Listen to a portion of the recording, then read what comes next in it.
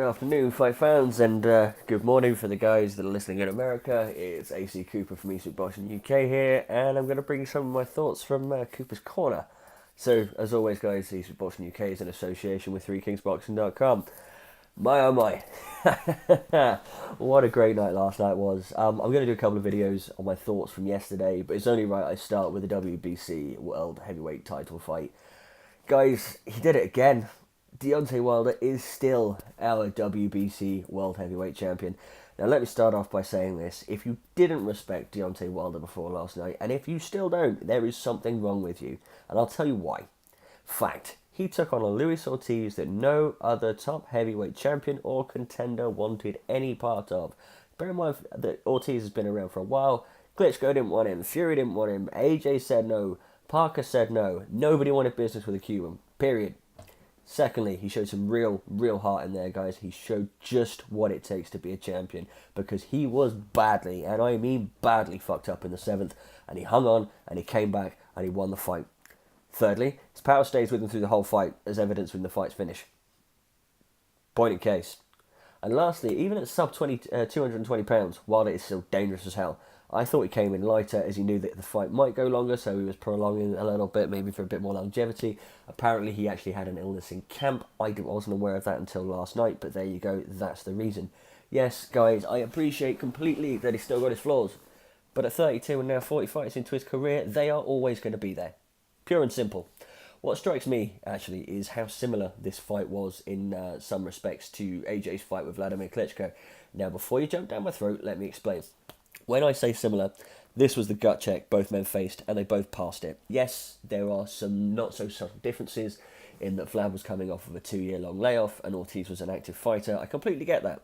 But you'd have heard the same before. Form is temporary, and class is permanent. And Klitschko looked better than I'd seen him in years. So that's that. One thing I will say, though, is that for both Wilder and for AJ, is when they've had their wobbles, so AJ in the 6th and Wilder 7th last night, a younger fighter probably would have finished them both. But I'm starting to think that bar one or two maybe fighters in the division, the only people that are going to be able to finish them off will be each other. See what you think about that. The fight itself kind of went as I expected.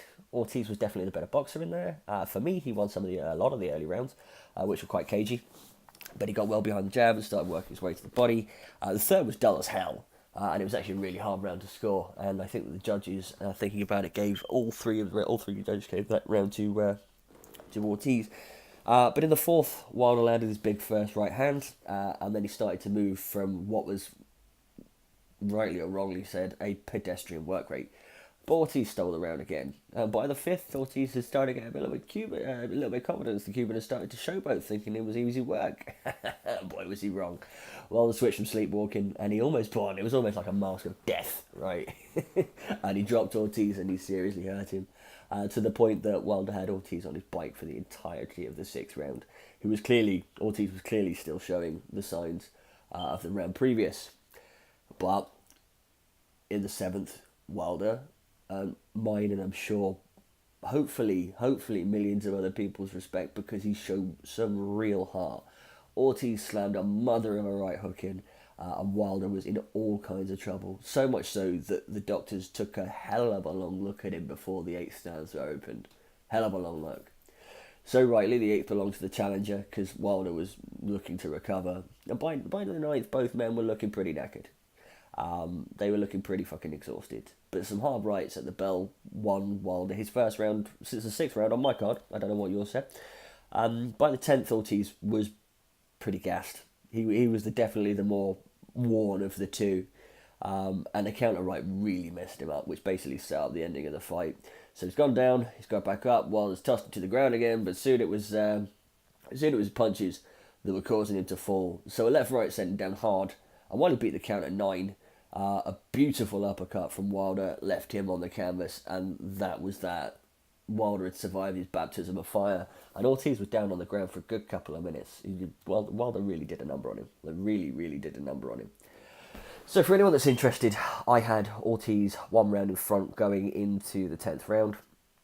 I quite like your feedback on what your scorecards were. I've seen on social media that people had Ortiz wide. I don't see how you can have Ortiz wide if he got dropped. And I know Wilder got dropped. But there we go. I can't see a wide scoring for Ortiz. I can't. Thinking about it, going in. I probably gave Wilder the second. I gave Wilder the fifth. Obviously a 10-8. I gave him the sixth. And obviously I gave him the ninth as well. So I had an 80, I think 85 to 84 reversal actually going in for Ortiz in that round. That was my cards. But drop any comments that you've got in the box, because social media is an interesting place, as you all know. I'd be keen to see where you are with all of that. So there we have it. Wilder has shown the heart of a champion. Whilst he doesn't have the skill set of other top heavyweights, and when I say other top heavyweights, most of these guys, the heavyweight division's trash, guys. I mean, Anthony Joshua's certainly got his flaws. Joseph Parker's definitely got his flaws. Tyson Fury, for me, and even Alexander Povetkin are the two more skilled heavyweights in the world right now. But there we go. What he lacks in skill set, he makes up for in raw power. He's the hardest hitting heavyweight out there, pure and simple. He was hurt, but he never went down. His patience actually really impressed me. What really, really impressed me was how he didn't panic. Guys, Deontay Wilder, like it or not, is for real, ladies and gentlemen. And make no mistake, he put Anthony Joshua on notice last night. I would really like to see that fight this year. Everybody would like to see the undisputed, a heavyweight title fight for the undisputed championship of the world.